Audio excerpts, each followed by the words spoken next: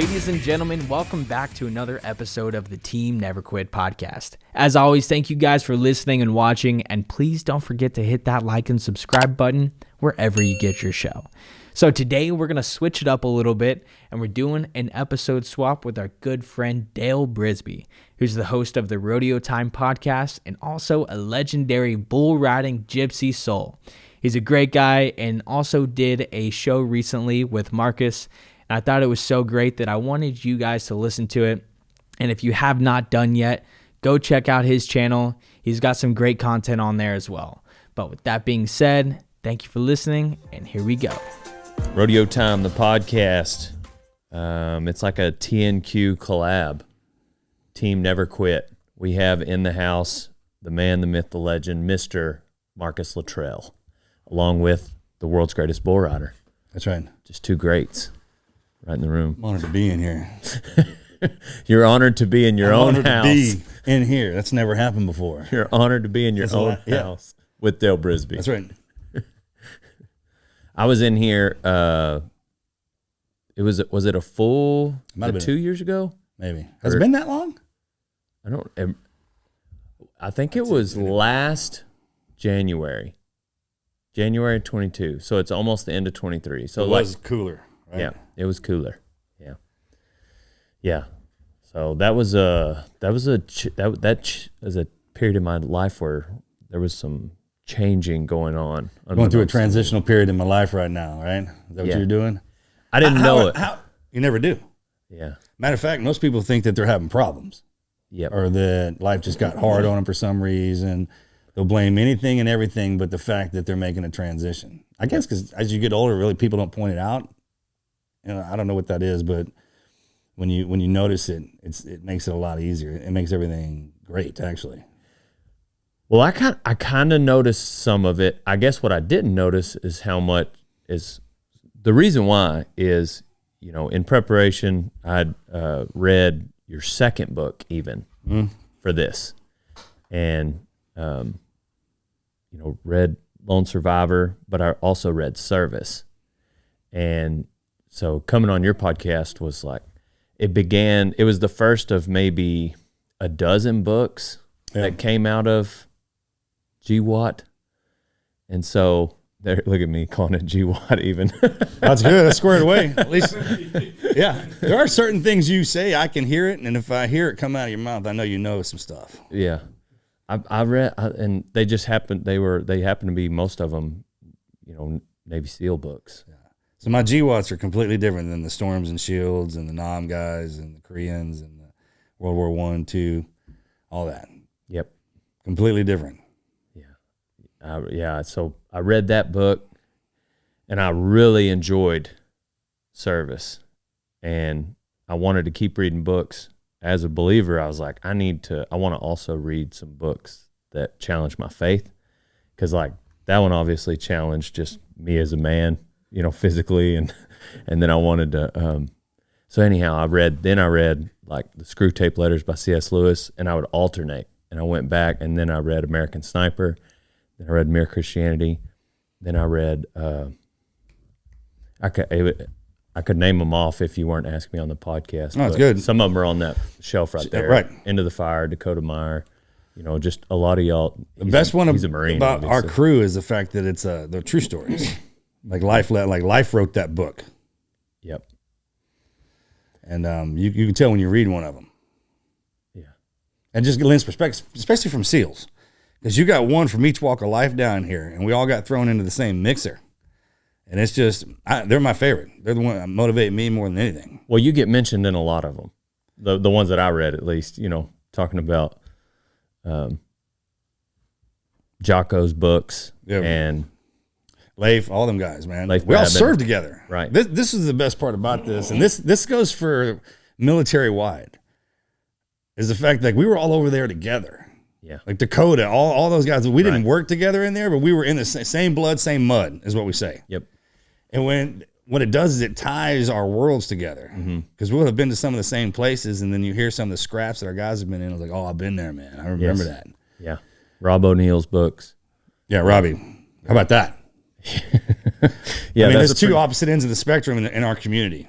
from Robby's to what happened to me is the worst, and it lets you know what we can take, and then Robby's and that squad lets you know how great we can be. Well, and he was even there on the mountain for Had parts to come of get it. me. Yep. Everybody had to come get me. It was an all hands kind of deal. It's on deck. They took me way down in the bottom. Right. And, yeah. So if anybody says that they were in Afghanistan in 05, they had to come get me. Dang. I probably cost the taxpayers a lot of money trying to come down there. Don't hold me to it, all right? I'm sorry. Well, I read 2 books that were prior to, like, what was it? Robert's Ridge and Alone at Dawn. Yeah.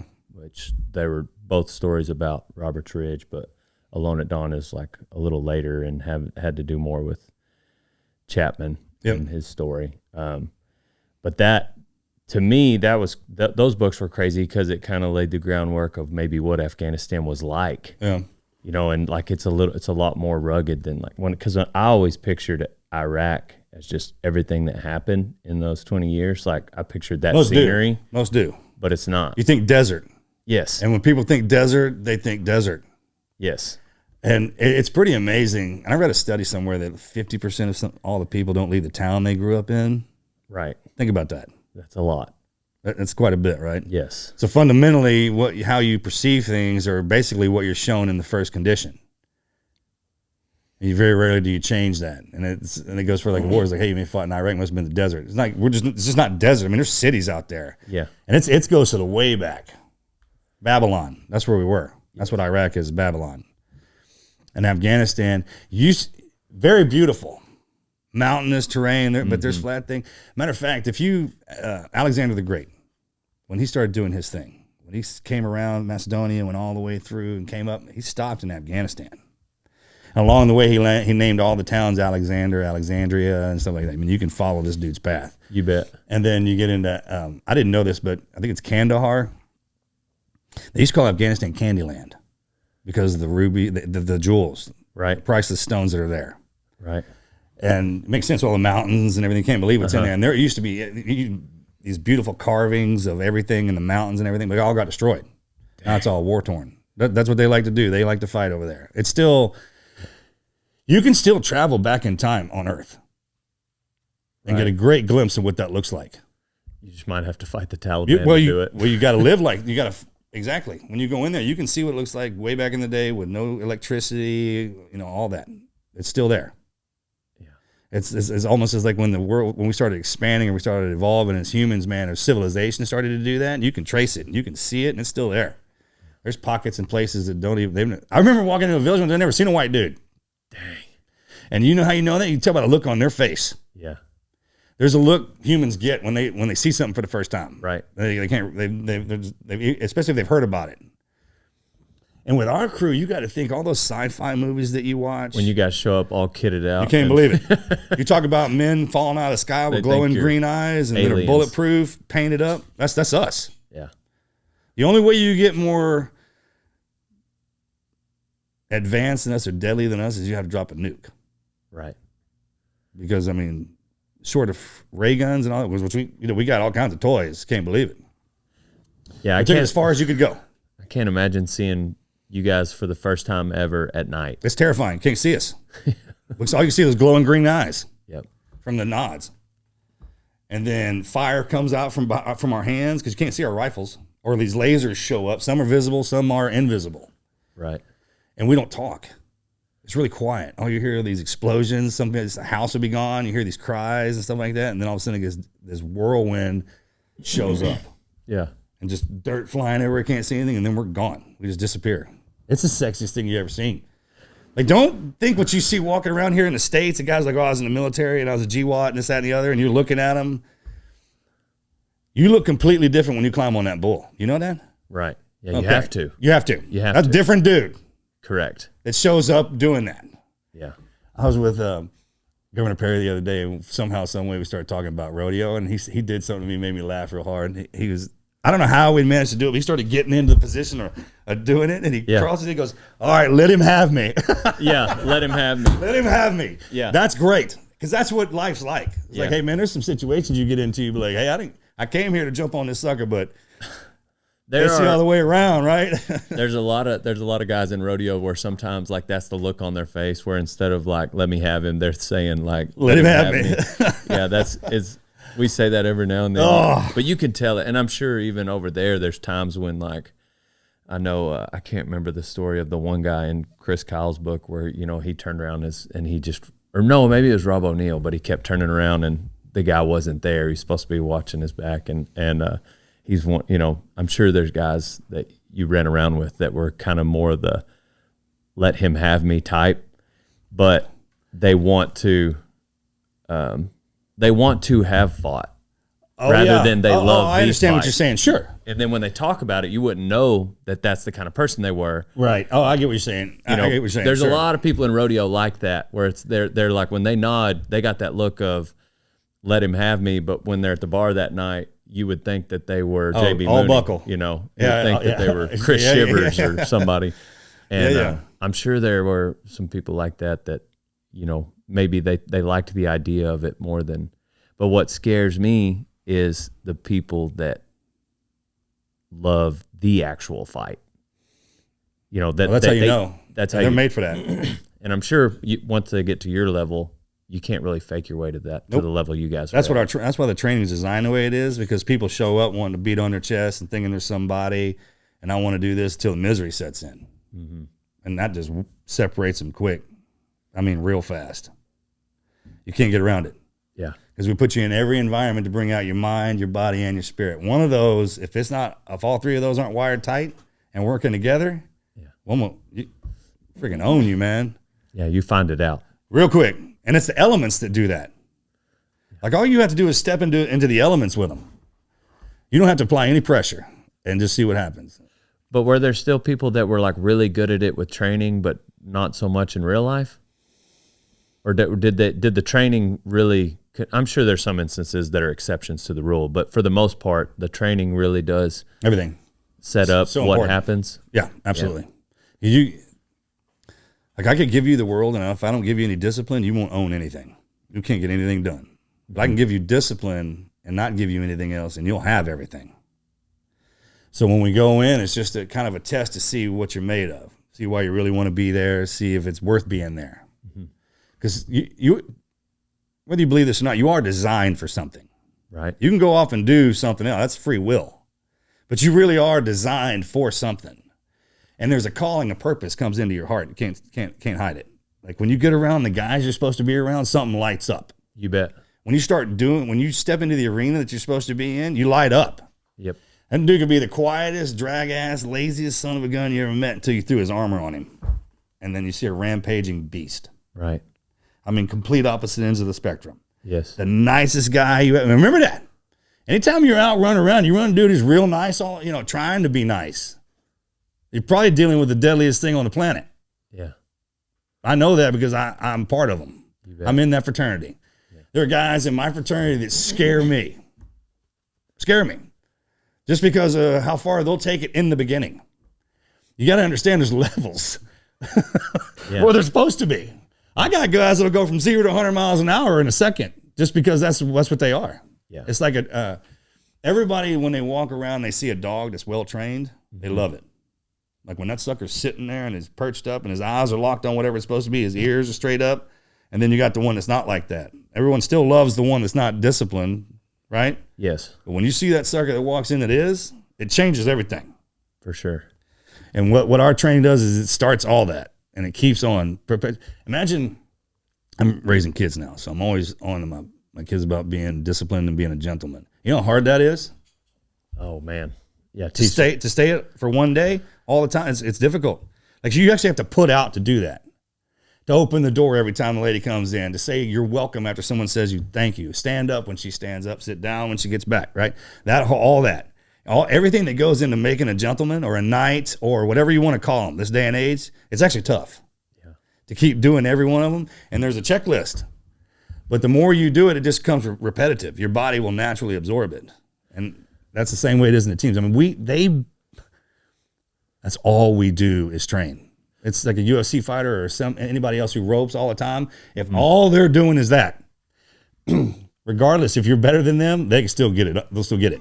American hats. You know why? Because I'm an American. I'm not a communist. I would be also wearing their t-shirt or a cap because I'm on a podcast. I got these headphones on, but they don't sell those. All they sell, all they make are cowboy hats because they're cowboys. If you want to be one, wear an American hat. So one thing I've thought about pretty much since I've read your book, Service, in regards to training, I think about it often, if not every day, every other day. I'm sure you guys think about it a lot more too, but the Mike Monsoor story.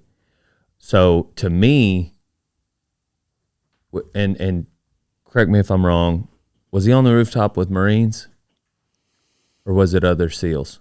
They were doing block clearance, house to house. And that was in Ramadi. Yeah, in Ramadi. And him and Mark Lee were together.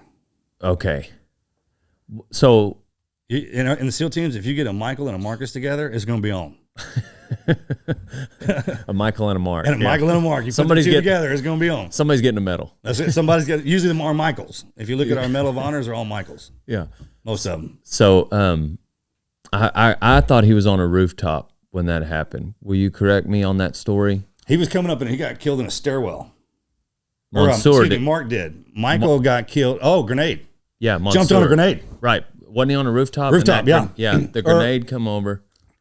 So it's difficult to, it's like a rooftop could be another level in wherever in Iraq, they sleep on the roofs. Yes, sir. You know what I'm talking about? Mm-hmm. So imagine they were all sitting in this room squared up and a grenade came flying in there and he jumped on it. So can you imagine doing that? How I cannot, and that's my question. Do you know what? That's does how you training know do that? Well, anybody named Michael has a servant heart. Yeah, we just don't hand names out here for just indiscriminately. If a Michael walks in the frickin' door, you need to know two things about him. He probably likes to get out of line and raise hell. Yeah, he likes to be bad till he gets caught. Yeah, but that son of a gun, when it comes time to protect, he can't help it. Yeah. They can't help it. Anybody named Michael will do that. Yeah. Especially if they love you, even if they don't. And yeah, our training teaches all that and stuff like that. But man, when the rubber meets the road, it was like the first time you get shot at. Yeah. You know, and that's why they do that stuff to us. And you can bet it was a mad dash to get on that grenade. Really? Yeah, with our guys. Who was in there with him? Oh, I don't. I could have sworn reading your book. I thought you'd. Yeah, they're in there, but anyway, yeah. Regardless, he jumped on it, so they would be safe, whether they were Marines or fellow SEAls. How about that? I can't imagine, because how much time did he have? Less than a couple seconds. Enough time to know what was about to happen, and then react. Not enough time to get that sucker out of there. Yeah, like sometimes when those things roll in there, and it happens a lot. Like in our crew, like they would roll them up on us. These grenade teams come in hard and heavy. We'd have to kick them down the stairs, or they wouldn't go in through the window, whatever. But with them, they did. And if you check our history in the military, there's a lot of guys who have had to do that. Jump on grenades and die. So one of the reasons that I think about it so often is because, I mean, obviously he's an elite soldier, Navy SEAL, but like, is that even possible with like a civilian? Like, or is the training something part of what gets him to that point? I mean, obviously. Yeah, sure. You would see it with a mom protecting her cubs, her kids. And it's something like that. It'd have to be love. Because ultimately that's what drives that. You bet. I mean, you love the guys you're with. That's our baseline, you know that, right? That's why they do the things that they do to us and beat us to death and guys die. Like if you're standing there and someone taking pain with you, especially if there's other dudes dying, and they just won't go anywhere, it changes everything. Yeah. Like the greatest gift I ever got was when I walk in and someone finds out who I am, they know that I'll not only take pain with them, I'll die with them. I've already proven that multiple times. So it opened up a world to me that is hard to get into. And I didn't even want it. I didn't ask for that. It happened, right? So God's will. But when you're with these guys, you can't believe how much fun we have, because our training sucks. It's always hard. Right. It just is. But then if you're doing something with your friends, it's not work. It's like, hey, I don't care what we're doing. If all the guys are there, you know how hard we're going to laugh? You know how hard we freaking laugh? I mean, you can, because there's stuff we do that we get into that some of the guys aren't good at. And then you watch them struggle. A little suffering goes a long way, man. Yeah. And if you're suffering there with somebody else, it removes a component. Being alone is terrible. That's usually when people end it. because they're suffering silence. Yeah. You know, and we're all suffering down here. Yeah, that DJ Shipley told me the same He's thing. an awesome dude. He's the real deal. He's one of them dudes I was afraid of. About Mike, and that was the first thing he said. He's like, well, it's just intriguing to me. I think if you were to give, most, adult males like, hey, there's going to come this appointment you have on Friday. You're going to have to save some people, and you get ready for it. You get ready for it, and you're going, and then, all right, here it happens. But just him jumping on a grenade, like that's the epitome of a servant heart. But he only had 2 seconds, and that was his knee-jerk reaction. And DJ said, well, it's because his brothers are in there. Yeah. And so, like you said, love. You don't give a damn about yourself. Right. That goes away. You get rid of that in training. They pull that away from you. Yeah. That's probably why it's so hard on us when we get into the civilian world, because you're used to being able to rely on everybody. And now you can't. And you can't, because everyone's trying to get one on you. Or they think, and it's usually because they think you're trying to get one on them. No one is like we pair up automatically. You get my respect. That trident says a lot. Mm-hmm. And then you have to lose it. And even then it's difficult with us, man. It's freaking difficult, because team guys, we like to mess up. Women, whiskey, all that stuff like that. they get strung out on that stuff. You can't fault it for nothing. Boys will be boys. And my guys like to play a lot. Yeah. But that's part of the training, man. However they captured that. And remember, if I can handle that, and if I became this, so can you.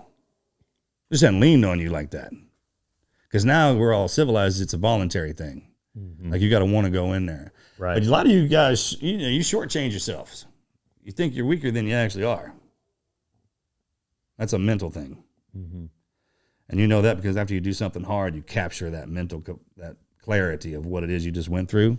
And then not only that, you'll be able to see it. So you'll be standing next to somebody who didn't go through it and be like, oh, I can't do this. But you'll have already been through it. You'll be like, oh, yeah, you can. You bet. Not only can you handle this, you're going to do phenomenal in it. I guess, being a young male in 2023, having looked at our nation that's been in war, and there's, war fighters like yourself and Mike Mansour and DJ Shipley that come out of that, it's impossible for a guy, especially someone who's in an adrenaline type game like rodeo, to often wonder what I would have been like standing next to one of you guys, or just what would I have done? Would I have, not like, could I shoot the best or run the fastest or pick up the most dudes, but, running out of a war field, but more like, would I have given my all, would I have done, would I have been able to, would I have wanted to jump on the grenade, or would I be I think it was in Tim Kennedy's book, he was telling a story about a guy who jumped the other way, and it ended up being a dud, and they jokingly called him Medal of Honor for you like, can't believe, I mean, the like hard we can time. love like you can't believe, but we'll pick on you like you. And matter of fact, most of our life is picking on each other. Right. That's how you know they love you. It's like, hey man, if I'm not messing with you, is when you need to have a concern. Yeah. Yeah. I mean, like real concern. If team guys aren't picking on you, they're not messing, they're just kind of like, that's a problem in our community. You need to know that about us. Like They switch everything on us. So when life throws a normal bad situation that would be for y'all on us, it's not bad anymore. It's like, oh, this is what I was designed for. Like I said, most of my guys have problems in y'all's world because it's boring. Yeah. So speaking of like just boring and whatnot, you came out of SEAL training in 05? 01. Golly, what? Actually, 2000. I was the first class to graduate out of there, or second class to graduate in 2000. 05 is when. Oh, I'd been in for a while. That's when some other stuff went down. Yeah. So you came out. I came into the SEAL teams back in the 1900s. It was the Wild West when you were over there compared to let me tell you something.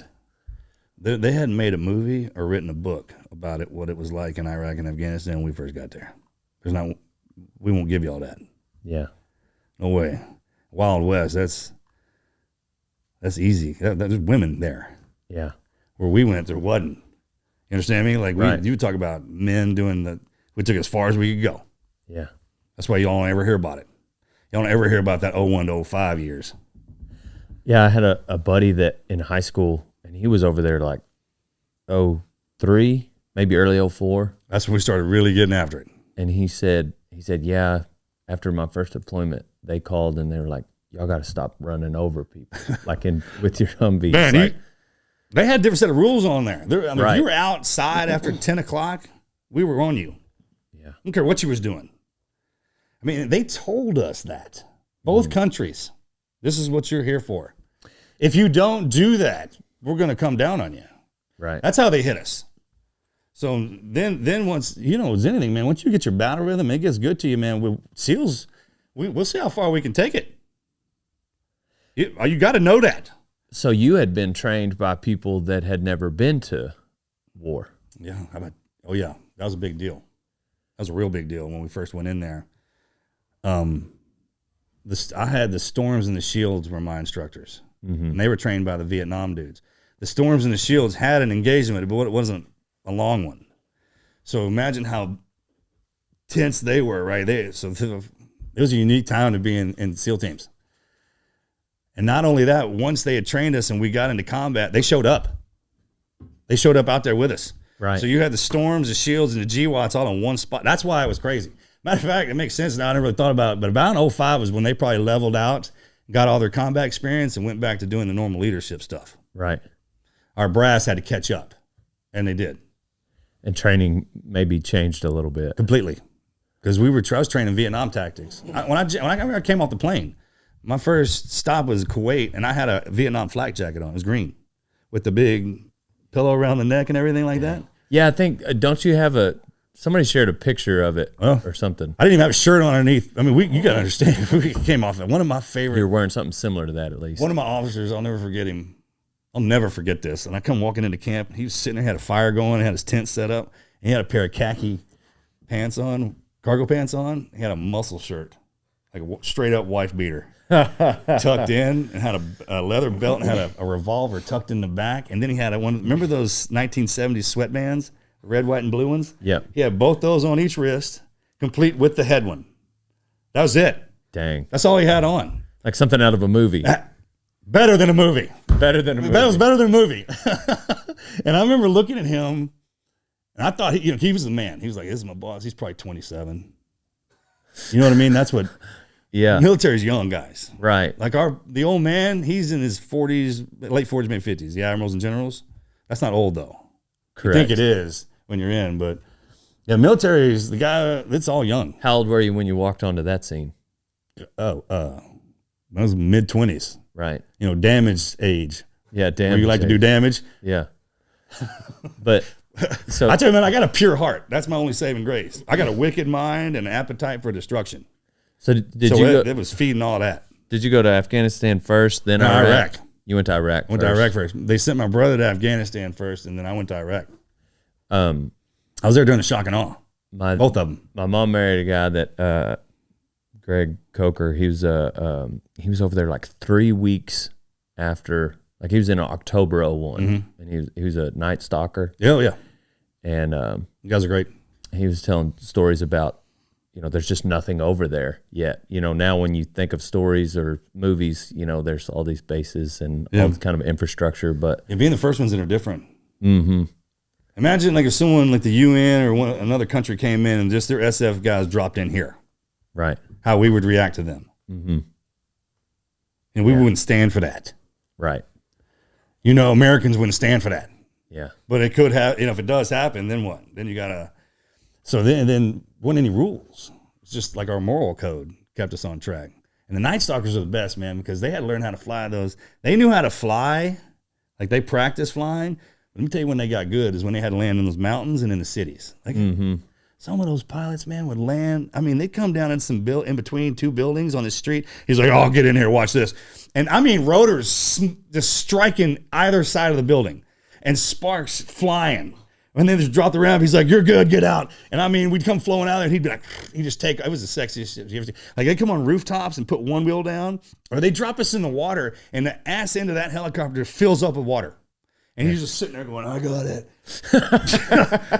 I mean, and we're talking about 20-year-old kids flying these things. Yeah. So think about the mentality. I mean, if someone will dump them in the drink or on the boat or something, be like, "Oh, I'll go get another bird. I'll be right back." If once you get your ass kicked in the military, if you come back with a good attitude, that's good. Right. If you come up with a bad one, then we'll kind of funnel you into a different category. But so go ahead. I'm sorry. No, I talk you go all day ahead. about the pilots, man. They just You go ahead. What were you in Ramadi with Jocko? yeah. Is that when you were under Jocko? No. So he was there with Chris Kyle and Mikey and Mark and all of them. They were his platoon was ahead of me. Okay. So I'd gotten back from Afghanistan. I was in the hospital. I got out, and then I went to Team 5. And so when we deploy, they're in order kind of deal, not team order, but it's hard to explain. But anyhow, so he was over there. So you saw him after. So I was on the 05. Advon. Yeah. After 05, I went back in 06 and 07, and he was there. I was on the Advon. I'd made some rank, so I was in a leadership position. So I went in there first again, and he was there. I got you. You know him? I've not met him. No, it was just one of the books. That intimidating look. Books I read. Now he looks like a civilian. He's intimidating. You should have seen him back in the day. I can only You know, his imagine. face looks like it could fit in a Spartan helmet, perfect. Like there's a whole. You know what I'm talking about? Like I think he should have been born back in the day, swinging an axe at somebody's head or something. Yeah, with like 300. Right. Be in the movie 300. right there. That's where he's at. And he led like that. Like you talk to all those guys, you wanted to work for him. There's a couple of guys underneath you. His chief Tony, and then Leif Babin, who's out now. They were all in the same platoon. It sounded like hearing him, and I think in Chris's book they talk about Ramadi, but like just the op tempo, which for the non-Navy SEALs out there, I'll explain op tempo. No, I'm just kidding. But it sounded like every night stuff was going on. Okay, so the story's coming back from that platoon. Chris Kyle was there, and this was the last stand of all the bad guys. They got pushed into this town called Ramadi. Yes. Okay. Well, Jocko took his boys in there, and he would go out in the daytime. Yes. And he would run American flag up a building, up the side of To a start a building, fight. To start a fight. Yes. He's like, "Come on, bitches, you want to start something? I'm here. Let's roll." And I mean, would kick ass throughout. They were dropping flyers, and they're scared to death of them dudes. Yeah. And then we'd just be sitting back. I was still in San Diego and Coronado, getting ready to come over there, and they're just reading all the after action reports were fantastic. No one can write up a story like trying to tell you how they got into a fight better than military people. Like, yeah, we rolled up on this dude, like that. The lawyers hate it. We got lawyers that have to be like, you can't write, I smoked this dude, freaking, you can't say that. Like, I engaged the target, and blah, blah, blah, blah, right? That's the one thing about SEALs being from 18 to 27. We're all litigating lawyers now. We know every rule of engagement, every rule of combat. We've watched every Law and Order. We know everything. But so Jocko was really good at writing, though, wasn't he? So, like, I'm sure his after action reports were. I mean, it would pull you in like a Grisham novel, but better because you knew it was just legit. Yeah. And I remember showing up out there. I mean, it was freaking war. Like, if you can imagine what war looks like, and then you had this ragtag bunch of SEALs just stuck right in the middle because we're kind of like bastards. The Navy owns us, but the Army and the Marine Corps own all the battle spaces. So when we get put in there, it's at the behest of them. Mm-hmm. Back then, in those days, it was. And you talk about having some fun. I mean, we would just, you got to.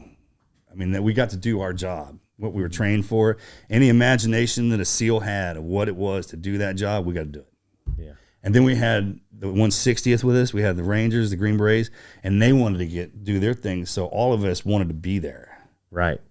Like, we wanted to be there, show the GWADs. The GWADs wanted to show the Vietnam guys and the Storms and the Shields that we learned what you taught us.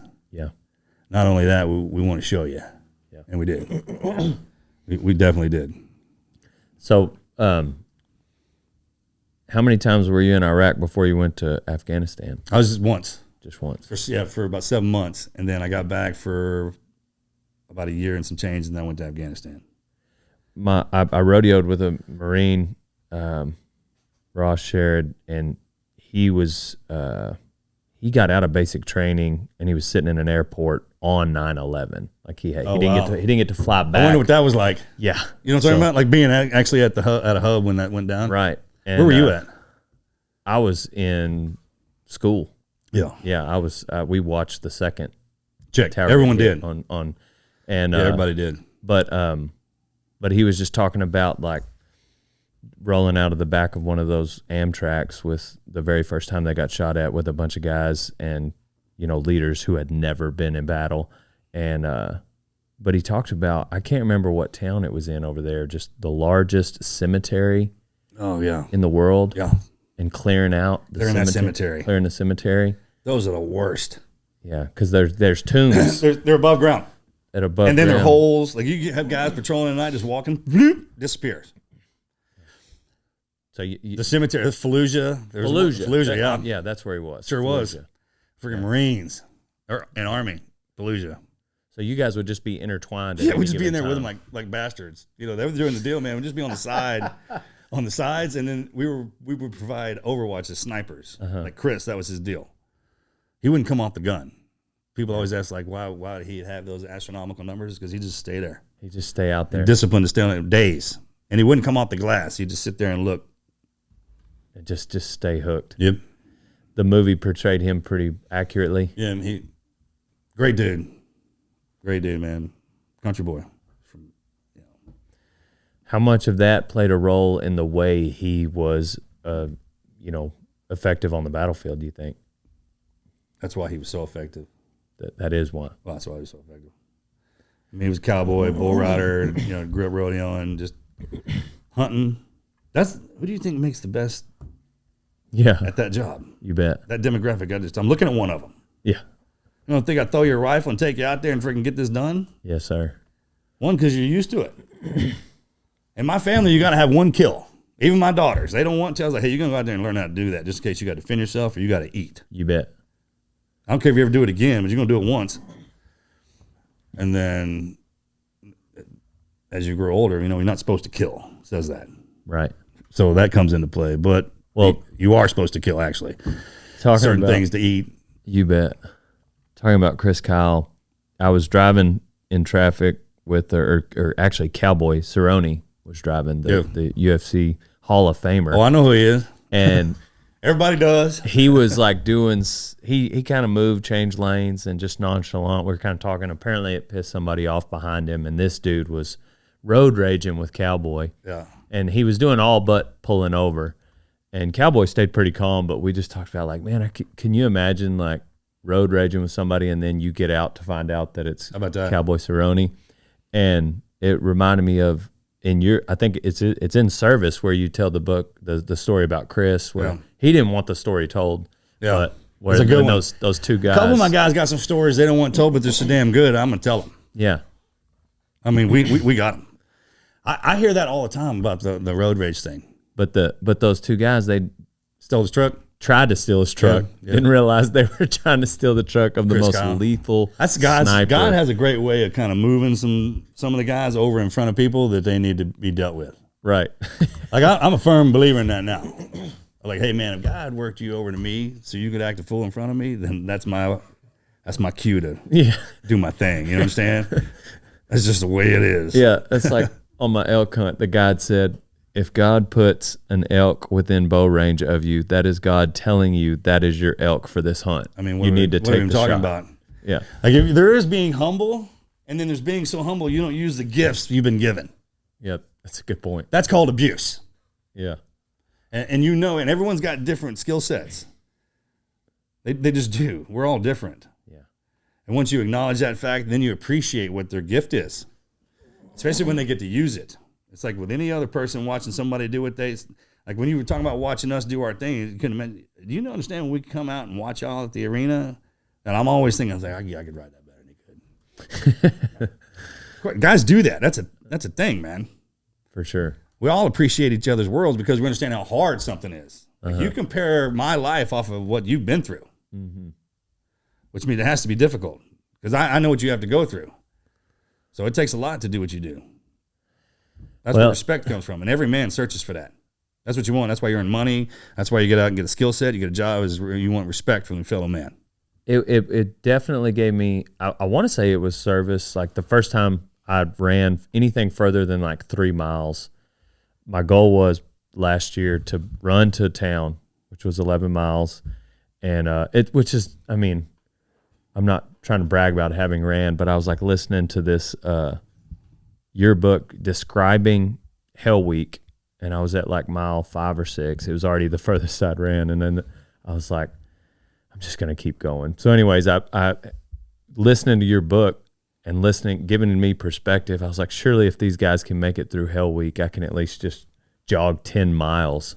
But just the insane perspective of trying to imagine you guys going through that, not to mention, being on the mountain, your experience there, but just listening to Hell Week. Yeah. And I can't imagine the perspective it gives you guys from that point forward in your life. You can do anything. You can do anything. Anything. Once they secure you from Hell Week, there's a physical, mental, and spiritual change that occurs. For the rest of your life. For the rest of your life. Can never go back. Yeah. I completely see things through a different set of lenses than y'all do. Yeah. Like, Marcus, you have to run to Houston. Okay, check. Let's do it. Let's go. I got a guy I can call that will freaking motivate me the whole way if I have problems. Yep. And that's perspective when you're in there going through something, because we all have a cross to bear. Mm-hmm. It's going to get tacked on you. And when it does, you got some guys next to you that it's not a thing for them. There'll be some stuff that you go through that is simple for somebody else, but it's difficult for you. And that's why they're there. That's all guys need, too. You just got to look up, man. And the minute I thought I was suffering, I just kind of turned my head and look at one of my boys and look at their face and like, oh, he's definitely got it worse than me. Yeah. And then makes everything all right because they're not going anywhere. I mean, the stuff that comes out of it, it's very, very difficult, right? But it does. There are a few things that a SEAL goes through. Hell Week's one of them. When you get your trident stamped into your chest, physical change. Physical, mental, emotional, everything changes. You can feel it, you know it, and you don't ever take it off.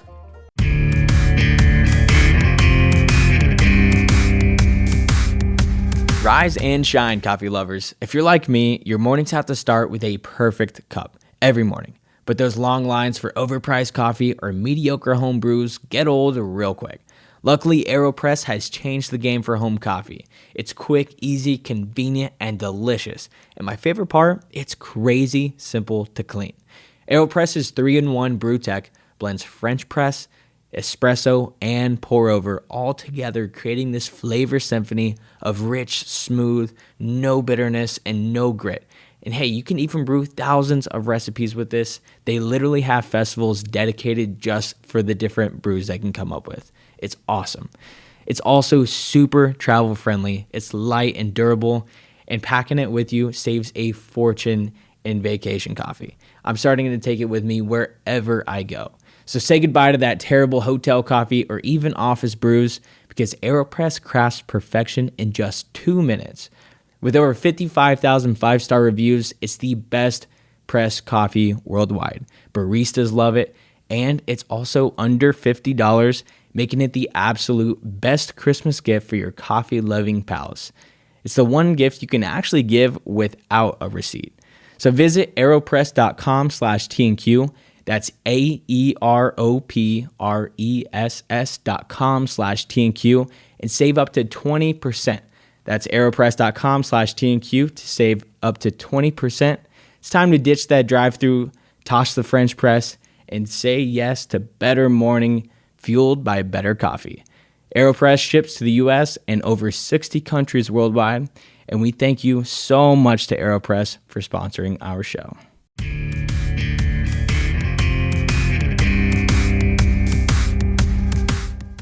What would you advise like young people that are trying to decide whether they want to be a Navy Marine, in the Navy and the Marines, Army, because they're nervous about if they were to fail some reason, they would then just have to be on a ship?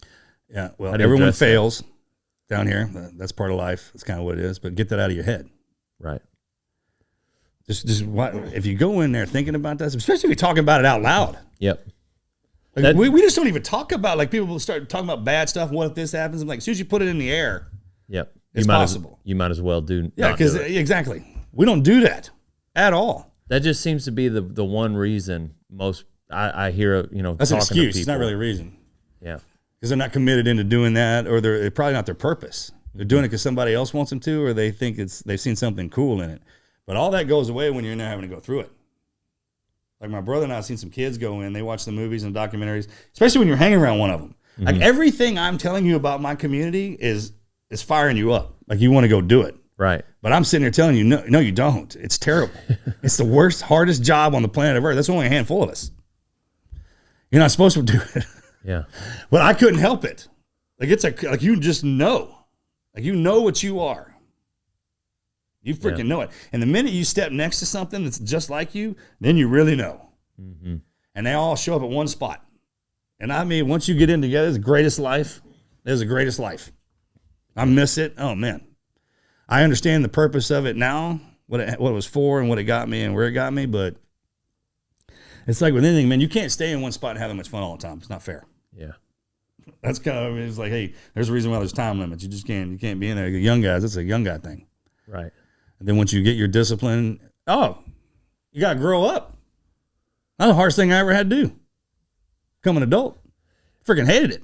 One thing I observed with like a lot of rodeo cowboys talking about like being younger is it's almost just like the word is escaping me, but just like a naivety towards the dangers. Yeah. And then it's not dangerous to you when you're young. Right. It's only dangerous to you when you get old. Right. Like guys don't think about like what a bull or a bronc. That's what I'm saying. You don't have to because it's not dangerous to you. Right. Your body is designed for that at an age to take that. That's why those thoughts aren't in there. Mm-hmm. But then as you get older, what that's designed to do is like a sign telling you this ain't your job no more. Mm-hmm. You've moved on. You can't go back. I mean, you can understand it, but you're not supposed to be in that arena. And so God changes stuff inside of you. So you will know it. Because if your body's always online in your mind, that never goes. And that spirit, man, it only gets ramped up. I mean, you don't think I still think I can do a front flip, freaking 3 kicks and freaking all that? Yeah, in my mind I can. If I went out there and if I tried to stand up right now, I had to give it a second. The whole knee doesn't do what it's supposed to, right? That's God's little way of turning things off. Yep. You got to look at it like that. I mean, there are levels here. When you climb in and then you go on the downside, but once you grow up, you become an adult, you'll know that because the kids around you be asking you questions. Mm-hmm. They'll need guidance. And that's how this whole thing works, man, is you go through your scenarios, you learn from them, then you turn around and you teach the ones coming up underneath. If you don't do that, stand by because it can get dangerous. Freaking undisciplined kids, they're dangerous, man. Yeah. I speaking of, giving advice, so I usually get either a text or a call from you once, twice a month, and it's been super helpful for me, with having like my dad die, 10 years ago and having to navigate the world and what's going on. And so getting just occasional, advice from you. For instance, I think right when the Ukraine stuff happened, as one of the first conversations you and I talked, but getting some advice from someone who knows more about what's going on in the world was super helpful. And then I met Travis Pastrana, and it turns out like he's got that same relationship with you. And it made me wonder, like, how many of us, young guys out here are, because sometimes whenever you text or call, it's very intentional and it's on a specific time. And then when you get off the phone, it's almost like, you're very scheduled about it. And it made me wonder, like, maybe there's like a dozen of like Dale Brisby, Travis Pastrana's, like people that Marcus has under his wing that he took. Can't imagine what kind of team I got. Yeah. It's taking me a long time to build you all up, but I got you. And I don't even want you to tell me who they are, but how many? Or you can't tell me that either. No. It's all top secret. Classified. It's all classified. Well, if you knew there was one, you got to know there's others. Right. Yeah. You are. Don't get me wrong. I mean, that's like in your arena. Right. Like the best way I ever heard this explained is like, so everything down here is a vibrational tone. You understand that? Mm-hmm. Like even this table vibrates at a certain where it makes it a solid, right? When you turn on the radio, there's a certain music you like to listen to because it catches you, right? It's that vibrational tone that they're pitching out. Imagine your birthday is your radio station. And when people listen to you talk, man, they like the way your tone, the way you sing, the way you speak. It like catches them. It doesn't matter what you're saying, man. I just like to hear you talk. You understand what I'm saying? Yep. Okay. You speak a certain language that only certain people can hear. I got you. Now, if I took you over to the NASCAR folks and we want to sit down and start talking NASCAR, but you're throwing rodeo terms, they may get it. Most likely they won't. Right. You understand where I'm going with that? Absolutely. Okay. That's where slang, that's where it talks about multiple tongues. Yep. How many can you speak? Right. You speak yours definitely, and you're definitely speaking mine now. You understand? I can hear some of the verbiage out of your mouth. You're learning my language. Yes, sir. You can hear what I'm saying. Good. That's the best. It's called the void. There's a place down here called the void. All right, and there's a talking and living and the normal life stuff, but then there's the interim when you get in the middle of it, and you, man, not only do you hear what each other are saying, man, like it resonates. Like I don't get offended at all. I can understand and I can see it. I can see why you see that. And then I'm able to take what I can see in your world and turn it around verbiage-wise and give it to somebody else. And the only reason we ever get in fights, arguments, or anything like that is because of the difference of communication. Well, one of the ways that you saw, like in my world, and you were talking about one of the times that we've had those conversations, you talked about fear. Yeah. And the difference in fear and being anxious and how that plays a role in the way you move forward. Yeah. And, you had taken your experiences and then you used them compared to like the way I might respond in the rodeo arena and how we should address that with life. That was one of the times that it was super impactful. One of the little ways that you spoke that language, I guess, filled that void. Yeah. So imagine every fear that you come up to is like a rope that's attached on one of those little stands. Yep. Like the purple rope. A thing. stanza. Is that what it's called? I think Nice. it's called a stanza. Very good. Maybe? Yeah. We'll get a judge's ruling on that, but it sounds right. Yeah, Jamie, can you look that up for us? So when every time that fear comes in, there's that rope. But I mean, once you unhook it or you step over it, right? Or if someone lets you in, then you start to see. And it's kind of fear is your fuel for your willpower. It's almost what you're supposed to be looking at. Mm-hmm. Imagine the greatest gifts that you have are your greatest weaknesses down here. So as you go through life, they present themselves. Dang. You know what I mean? Deep water and heights. Heights get me. I'm not a big fan of jumping out of airplanes. Flying through the sky like that gives me, I got some of my guys love it. They freaking know they're angels and they can fly through there. And but every time I get up there, I'm like, man. And then I spend most of my time underwater. I don't really have a problem with that. Being underwater is easy, but. Well, yeah, you kind of grew up. I got that part, yeah. Yeah.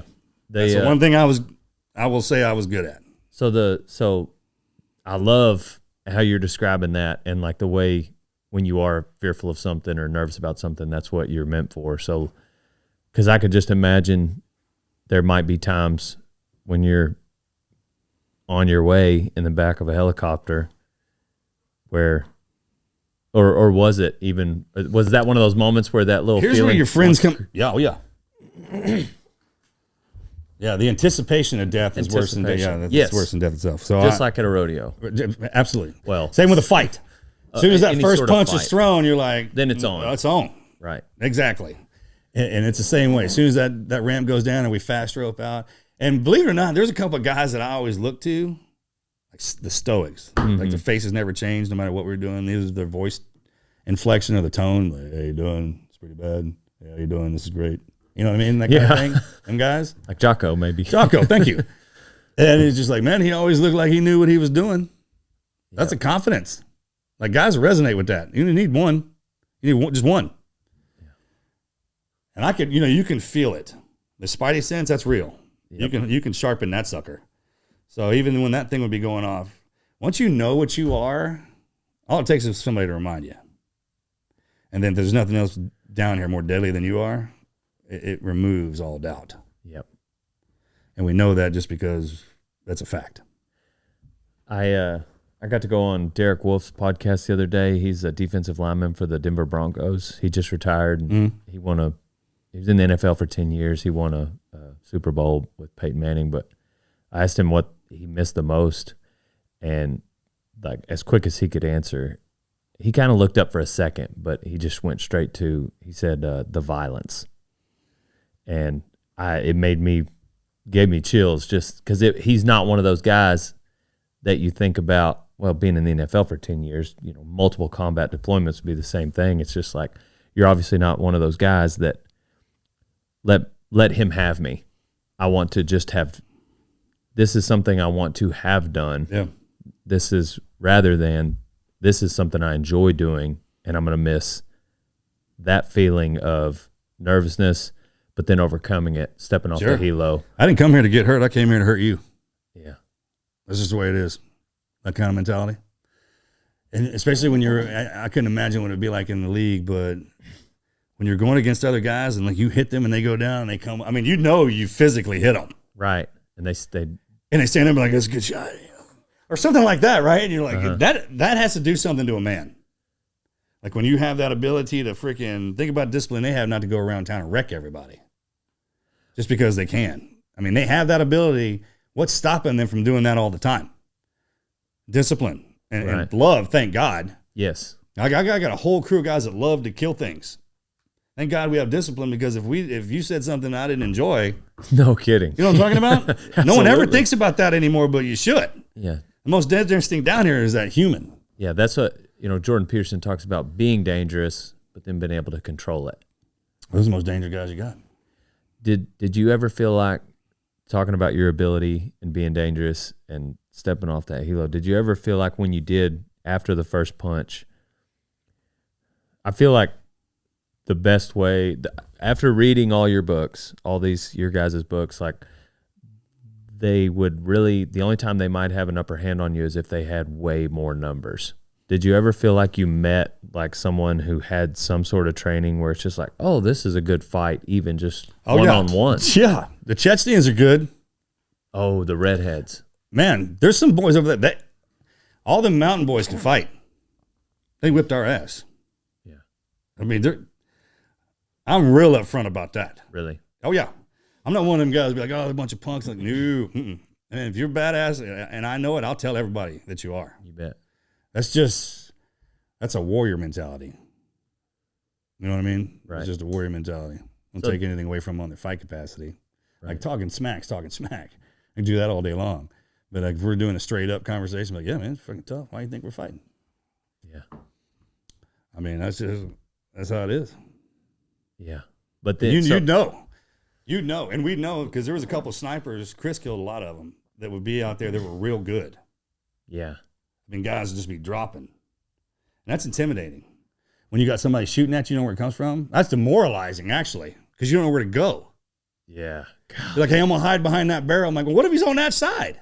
No kidding. The snipers are the worst. Yeah.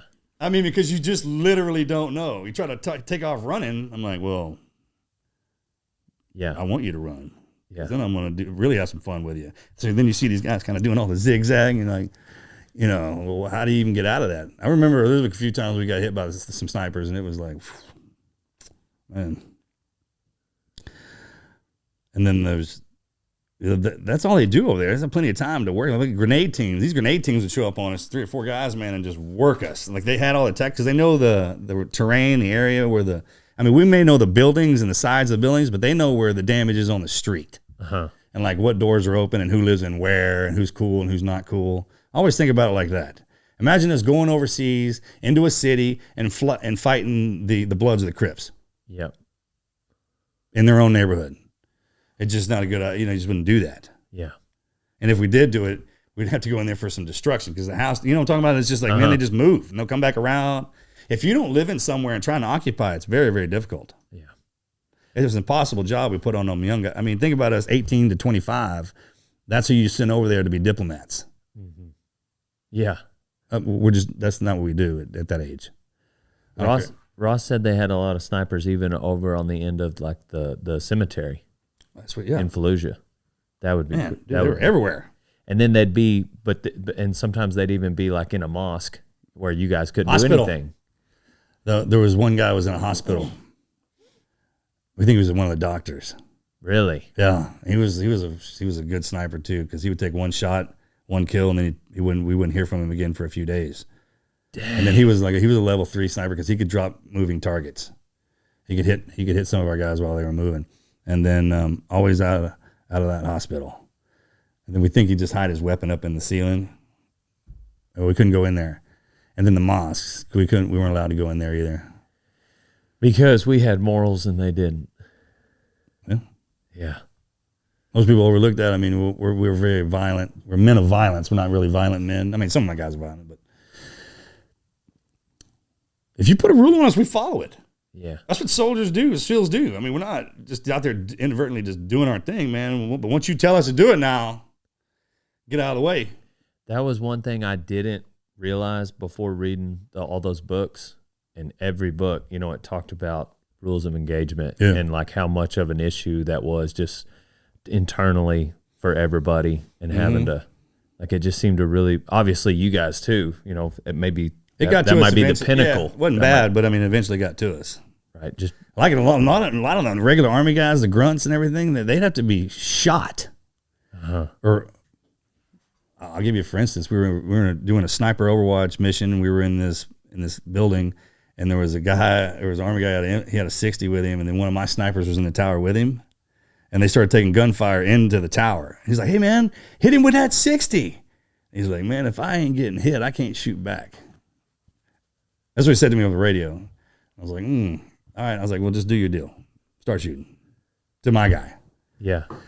But yeah. There were certain times in the war, like when they were trying to cease, you know, trying to do the diplomatic thing, and we would obviously have to be like that. Yeah. So if you run across a GWAT, man, he's got a lot of skills. Yeah. Not just gunfighting skills. He's got people skills. Right. Because you just had to. Had to. From every situation. Yep. Dang. What one of the things that I asked you when I was on your podcast, I was talking about, man, if something was gonna, I think the way I worded it was like, if something was going to happen with our country, would it now be a good time, since we have all these war fighters that are trained, you know, people like yourself that are now training the up and coming, you know, 18, 19-year-olds. How do you feel about that? And this is kind of maybe more a little bit of a selfish question for my peace of mind moving forward. How do you feel about the timing of everything that's going on in the world today, and does it give you peace moving forward? Oh, complete peace. I don't have a worry at all. Really? Nope. Not one. At all. Yeah. Excited, actually. Yeah. And when it comes to our country, if anybody's out there in America and you're worried about it, let me tell you something. There's a big difference between training to fight and actually being in one. Those are huge differences. So for the last 20 years, your boys and girls who've been training, we've actually been fighting, and now we're back. We made it back home. So just kind of sitting around. Yeah. And if you can imagine, if anything was to come into this country, what they would run into, you just think they're going to run into the Army and the Marine Corps. That's not at all what lives in here. They'll run into every sci-fi monster, every animal, every Freddy Krueger, Michael Myers, Predator. People will come out of the woodworks to do stuff just to see if it works. All my farmers will be running over you with tractors and hay spikes. Yeah. I'll have every 18-wheeler blocked every road and run over every tank because my people like to fight. Yeah. You want to know why America's always in something? Well, one, we're made up of everybody. And two, we like to fight. Yeah. We just do. And for anybody to deny that would be lying to all of us. Yeah. That's just the way it is. Especially if there's a reason. Like a lot of our guys, like talk smack, whatever, man. But if we got a solid reason, like with Israel, that says in the Bible, man, you're supposed to back them up. That's what I know. Period. Yeah. That's why everybody's like, hey, like you got Ukraine, all these political wars jumping off. That's one thing. When something serious jumps off, like serious, everyone knows about it. Right. Like if people are complaining about the weather and who you're sleeping with, everything's great. Everything's great. Yep. If you're complaining about them things. When things get hard, you'll know it. Oh, that kind of silliness will go away. Personal stuff. All the personal baggage will go away when war kicks off, especially if it happens in here. Mm-hmm. That's for sure. But the way things are looking, it probably wouldn't happen in here. No, that'll happen somewhere else. Yeah. How different, I was listening to somebody talk there.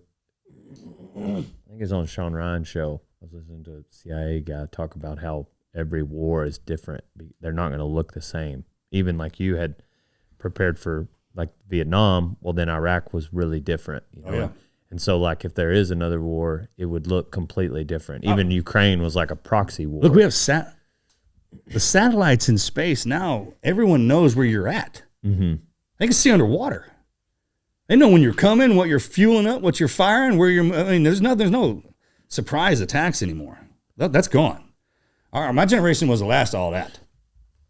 We got full benefit. We got the tech and the old school, new school war, where the GWATs.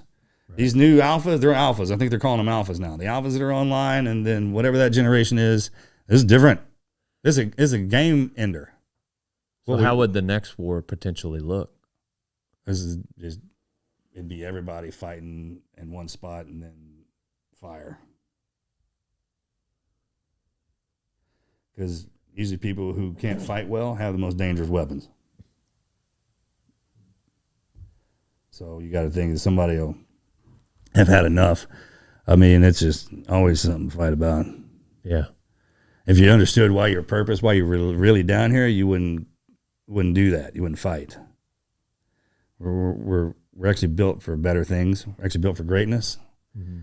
So to be doing that is something. But talks about it. I mean, how long? There's just enough's enough, right? And you got to finally just say, hey, we all grew up that way. You have somebody picking on you, messing with you all the time, man. After that fight goes down, it's over. Mm-hmm. Right? Everything's usually cool. Yeah. But the next one would be, it'll be everything's in, whatever we got to play with, it'll be in the war. Everything. Yeah. And we already dropped a nuke. When we dropped those two bombs, we changed the rules. Yeah. You know what I'm talking about? Well, like we initiated that. Right. So. Well, that's comforting to hear you just talk about, like how little, you're worried, I'm worried. No. Mm-mm. Yeah. You can't imagine what that would be like. Just because our guys live to make the stories.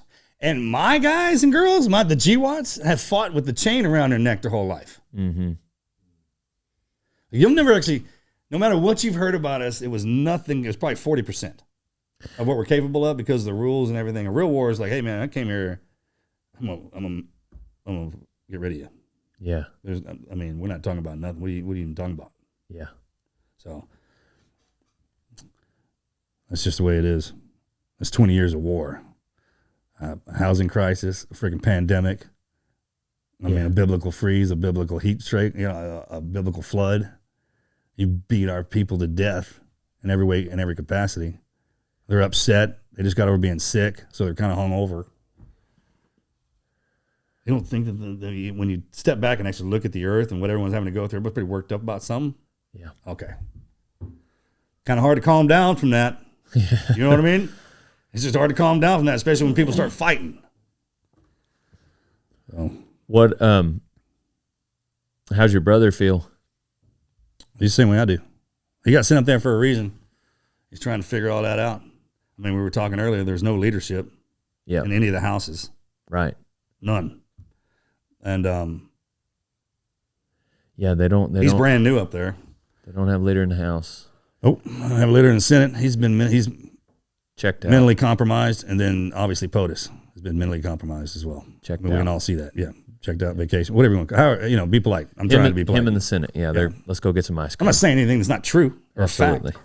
So, I mean, if you're wondering why things are difficult now, and it's funny because right in the middle of when America is going through what we're going through is when the world's falling apart. I don't, coincidences aren't really a thing for me, but yeah, a lot of people are putting this together, right? A lot of people are realizing I hope so. Yeah. Well, and even the rest of the world, it's like if we're going to do anything out of line, we need to do it now while America's not paying attention. Yeah. I think it all started because people let stuff slide. Uh-huh. Like I like the political game and the way they're going back and forth. I get that. It's kind of read it, but the minute they relaxed the grooming standards in the Senate is when I noticed. Yeah. That's when I took attention. Because if you let that slide, what else you let slide? And that's all it takes. Is for leadership to let something slide. Because if the kids are looking at it, then it must be okay. That's how this works. Yeah. That's why you have to act a certain way. That's why you have to grow up. And they're not doing that up there. Well, there's literally, so like kids going through boot camp right now, they've got a version of DJ Shipley as their drill instructor who's been through all this stuff. Yeah, right. So like that would be what was encouraging to me. Yeah, exactly. Because not that you guys in '01, like you said, the Desert Storm guys were, but Desert Storm wasn't quite GWAT. And I think that there's a little something to the fact that, there's this whole nother level of experience out there and the stories, that are fresh. Yeah. So that's encouraging to me, trying to draw the good out of the bad. The only difficulty I see it is that the kids that are going into the uniform are becoming exceptionally strong, and the ones that aren't are becoming exceptionally weak. And so when you divide them like that, I'm curious as to what the relationship will be. You bet. You know what I mean? Yeah. Then you got the kid, the COVID babies. They missed all that school. So then if they're not educated and they're mentally weak, and then they're physically weak, and they're spiritually weak. You understand? All the things. All the things. Yeah. It's like one of those wouldn't be bad. Two of them wouldn't be bad. There'll be like a chunk of people coming through of a certain We got age. people that went underground won't come back up. Yeah. I mean, they're probably still down there. Yeah. And if they're not physically, they're mentally. That's right. Yeah. I mean, I've been talking about this a lot. You hear that mind, body, and spirit, mind, body, and spirit. Everybody's heard that, even if you've studied it. So there's 3 types of humans. You got body people. You can tell when they walk in the door. He wasn't born looking like that. Yes, sir. You got to earn that. Not only do you have to earn it, you have to hold it. Right. So when you see somebody walk in the door, you automatically know that they got discipline, and they can take pain, and they'll stick to a routine. And you ask them too, like, hey man, why do you go to that gym? Why do you do that workout? And they'll be like, this is how it affects my body. Not only that, this is always what I say, this thing's made of clay. After 2 weeks, you can mold it. Seeing how big you can make, the physical changes, and there's that void we talked about. There are things that come with that. Mm-hmm. Confidence, courage, commitment comes with strength.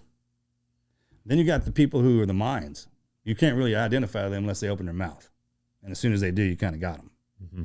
And most of the kids who you're like, hey, why do you go to that gym? Why do you read why that schoolhouse gym? Same thing. Why do you read those books? Why do you study that philosophy? Because it does this. Okay. Most of the kids who go to the body kids, they go to the gym. They don't like going to the schoolhouse. Right. And the mind kids, the smart kids, don't like going to the gym. Well, then you got spirits. You can see them. They're usually wearing beads, got some crystals tucked in their pants. They smell a certain way. They hit you with a Bible. When they open their mouth, the way they move, you can see a spirit. Yep. They usually don't like going to the gym. Knowing what happens when you train your body, and it does that, and you get all of this stuff by training your body. Like there is physical and emotional and spiritual things that go with training that. Mm-hmm.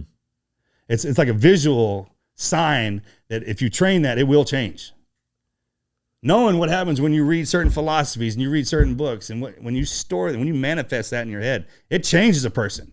Right. You can tell by the way they walk. Yeah. Knowing what happens when you train the mind and the body, when you go into the train the spirit, like why that spiritual kung fu? Why Baptist? Why Methodist? Why do you go to that spiritual gym? It does this for me. All right. You ever run across anybody that trains all 3 of them? Probably not. Not very many. They're rare. They're rare. But if you take the time to train each one of those, you can't believe what it'll do to you. That's called getting your mind, body, and your spirit in line. They'll talk to each other. And knowing that you can... Look at Mr. Olympia. That's somebody who's committed to his body. Right. You find somebody who's committed to all 3 of those like that, you got plenty of time in your day. Man, yeah. It just... When they explained it to me like that, I was like, I'm hearing you now. I get the breakdown on that, and I understand now why people are like, hey, you need to get to church. You need to get to the schoolhouse. You need to get to the gym. Because in order to live down here, you got to have all 3 of those to survive. Because life will kill the body. A human can kill the mind, and a situation can kill the spirit if they're not trained right. Yep. And you know as well as I do, you can get through something, mind and body, but if it broke your spirit, you just can't even lift this thing. It just... That's your driver. Yeah, no kidding. It says that we're not from here. Yeah. This is your avatar. You've been tucked in that sucker. Yeah. And the mind is a computer that works all that together. You're in here trying to drive this thing. That's such a good point. Like when my dad died, there was a brief moment where just like I couldn't operate. Yeah, it happens. Yeah. It didn't take me long because there was a lot of peace wrapped up in, because I was at peace with where he was, and I was at peace with the way I was going to move forward. But for a brief moment there, it just felt lost, and like it broke my spirit for a moment, and nothing else mattered. Physically, mentally, nothing else mattered. Yeah, sometimes it's situational. Turn all that off. You ever felt that moment where just a heart feels it? Mm-hmm. Like not your body. It's like somebody grabbed a hold of your heart and squeezed that thing. It has its own emotions. It's its own thing. It's not just your pump, man. That thing's got a memory, and it's got emotions in it. So I guess like in the moment, that's what blows my mind about you guys when you're in war. You don't have time to grieve and address your spirit because there's still bullets flying. That's right. And so to me, that's something, maybe it is something training can get you ready for, but it just. So I kind of use this analogy when I go to describe that. It's almost when you go into the military and you go into the combat realm, it's like walking into the gym and all you're doing is working out the whole time until you get out. Then is when you're going to feel being sore. Then is when you're going to feel your pain. But it lasts, instead of one day, it lasts for 1 year, 2 years, or 3 years. So you never have time. As most people, when they go through a situation, they have time to grieve. And there's the 7 levels of grieving or whatever. And then you process it and you go on. But by the time we start processing the bad situation, another one just showed up. Right. So it just pushed the other one out the door. You don't even think about it. It's in there, though. Oh, it's in there. But they just keep stacking them up for us for 20 years. So guys will get out and they'll start thinking about it. Reflection.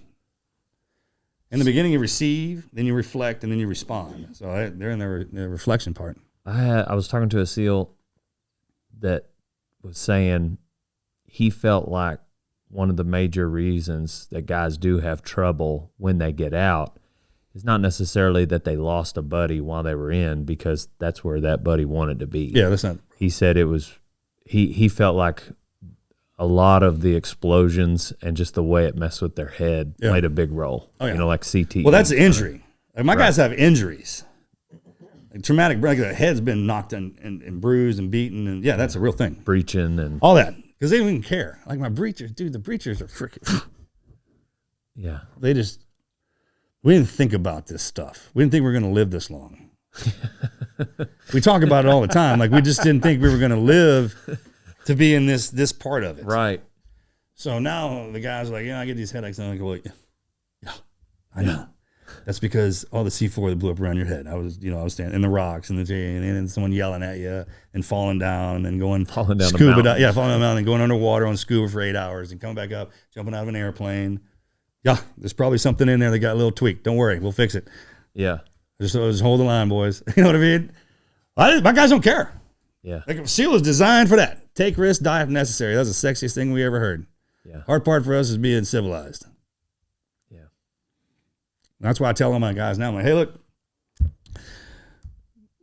just imagine you never get out of SEAL teams. Your new assignment was to be a civilian. You're undercover. Like your job is to marry that lady, protect her, raise her kids, get them to school, do what she says. Oh, by the way, she outranks you. You can't yell back. And then I've been telling my guys this too. Just this might sting a little bit. All right. But if you ever caught anybody talking to your wife and kids the way you do, you'd kill them. Mm. Not talk down to them, not hurt them, not beat on them. Yeah. Kill them. Yeah. You understand that? And when I say it like that, they feel that. They hear that and they understand it. Mm-hmm. Like you have been trained to take this pain for them. You've actually been trained to defend people from you. Right. From you. Yeah. And when I tell them like that, sometimes you just got to remind them of what they are. I don't yell at them, man. I just remind you of what in the hell you are. Because that's a thing. And then they just keep going. We only got one day down here, man. That's why our phrase is the only easy day was yesterday. We got today. Are you training? Is there any sort of ongoing training you do? Like any fighting, firearms in the gym? Oh, yeah, every day. I have a routine every day. And then I have a daily routine that I do, and then there's also a monthly routine. So like when the holidays, every month is something different. It's like a reward. Okay. So you do something each month. You can break this down to the coffee you drink at a certain time. It's like a reward instead of just like something that you do. And absolutely. What's your routine? What month? October. Okay, so it's Halloween. Okay. So, and it's also the holiday season. So through the summer, starting about January, February, you get in shape. So all the way through the summer. And then as soon as you hit October 31st, baby, that's the belly, the beer, and good food. So you're just kind of just chill, laid back. Yeah, especially you relax. That's you got to have some relax time down here. Yeah. Okay. That's why the holidays are good food. Everybody's in a good mood. It's like you kicked your ass and you got your ass kicked all year. Now we're just going to we're going to kind of relax this thing a little bit. Do the stretch. Like I'll switch my foods, my diet, what I drink when the months roll around as opposed to the hot and the cold. I heard you say that on a podcast that you go hard January and through whatever, and then you take a break. That's right. So January, you've been off for the holidays. You don't want to work out. You're out of shape. So what I do is for January, I drive down to the gym and just walk in there. I don't even work out. Right. You just get your body used to being there. This is the best way to do this. Everybody wants to lift 300-400 pounds. I was like, all right, we're going to start by 1 pound, not 20, 50, and 80. I was like, you want to lose 20 pounds? We're going to start with 1. I bet you I can get you out of that funk quicker than anybody. You bet. Because I break it down by the moment. I was like, we're just going to look at the gym for a month. Look at the gym. Just going to look at it. Think about how good we're going to look when we come out of there. Yep. And then you go in there and you do kind of like, maybe I'll pick a weight up and put it over on and be like, oh, that's good for today, man. You know, that might have been my bad day. I'm going to this, that, and the other. And then you go in there and you got your simple workout and you build up to it. And when you do it that way, your body wants it. It's like when you feed a drug to it, when you feed any kind of food to it, man, it gets kind of used to it as opposed to just plowing it in there, because then it'll react like it got hurt. Right. Like a lot of people I'll see walk in there and they'll shock the body. That's good for kids. You can shock the shit out of them. But like for an adult, when you get older, man, no. Slow is smooth, smooth is fast. It's like with anything else you do, man. As long as you're slow is smooth, smooth is fast, your body will react and it remembers too. So second month after you're working out, is it like a lot of free weights? And so I have to go down to, I go to a place in Florida, a hospital. I live in there, and I've been doing it for 16 years now in February. Okay. And that gets me, I mean, my body remembers it. Dang. The minute I walk in there, it starts, it won't eat certain foods. And once you routine your body enough, it'll start doing it automatically, especially when the seasons change. Imagine how long it takes you to like something and then get bored of it. You want to know how long? 3 months. You know why? Because seasons change every 3 months. You don't like the heat? Wait 3 months. It'll change. You don't like the cold? Wait 3 months. It'll change down here. If you don't like anything, it'll change, including you. That's what happens. That's the one constant down here is that we change. What if I don't like coal? Well, that's the cool part about it, because we got different environments you can go live in, right? Yeah, there you go. That's it. That's how it works. So it's like you can condition this thing to do anything, and it will react and respond.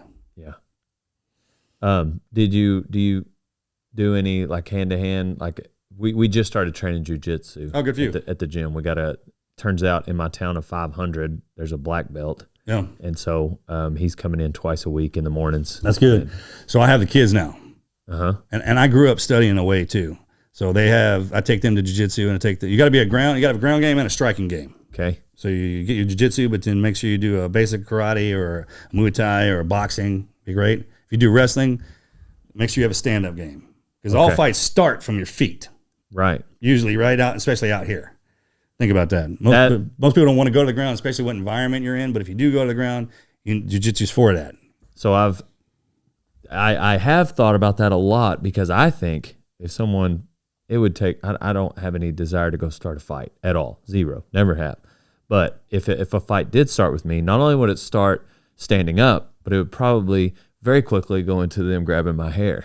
Yeah, of course. So that's what's motivated me. Maybe that alone has motivated me to start jiu-jitsu, because I was talking to Cerrone about it, and I was like, really the only thing I have going for me is I'm not in terrible shape, and I know that I'll try real hard. Yeah. And I probably wouldn't quit as easily as the next person they grab. But other than that, I am helpless.